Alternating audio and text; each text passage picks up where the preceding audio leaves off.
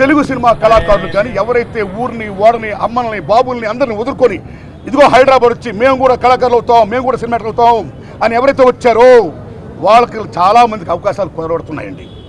So వాళ్ళకి అవకాశాలు ఇవ్వాలంటే ఈవేళ మన ఎక్కిన నాయకులు తెలుగు చిత్ర పరిశ్రమలో ఎన్ని సినిమాలు రెడీ అవుతున్నాయో 100%లో 80% అన్నా సరే ఇక్కడున్న తెలుగు కళాకారులకి ఇవ్వాలి వేషాలు అని నేను విజ్ఞప్తి చేస్తున్నా.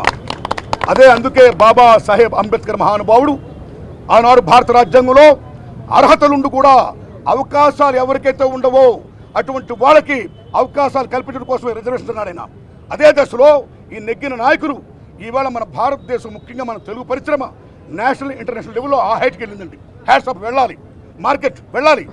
ఇతర భాష రాష్ట్ర నాయకులు మీరు పెట్టండి, 20% పెట్టండి, కానీ 80% ఇక్కడున్న తెలుగు జాతి కళాకారులకు ఇవ్వాల్సింది నేను విజ్ఞప్తి చేస్తున్నానండి. ధన్యవాదాలు my friends, all the best, thank you very much.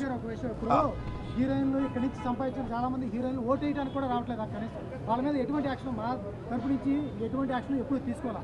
ఈ మహాసభ్యత్వం రద్దు చేస్తామని కానీ శివాజీరాజు చెప్పాడు. అటువంటి యాక్షన్ ఏం జరగలేదు. చాలామంది 745 ఓట్లలో 350 ఓట్లే పోలేని మనకి పోలు అవుతున్నాయి కూడా. ఎందుకని ఆర్టిస్టులు కానీ హీరోయిన్స్ కానీ మెయిన్ ఆర్టిస్టులు ఎందుకు రావట్లేదు? బ్రదర్,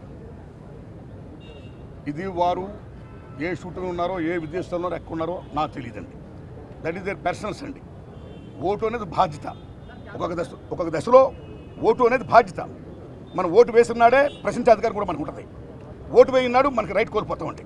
సో అటువంటి ఆర్టిస్ట్కి ఏమైనా ఇష్యూస్ వస్తే అప్పుడు మార్టిస్ట్ మాకు చెప్పాలి, మీరు ఓటేని రాలా, ఏ ముఖం పెట్టి మిమ్మల్ని అడుగుతున్నారు మమ్మల్ని అని ప్రశ్నించాలి. ఆ దశలో కొంతమంది రావచ్చు, కొంతమంది రాలేకపోవచ్చు అండి. అది మెయిన్ పాయింట్ కాదండి.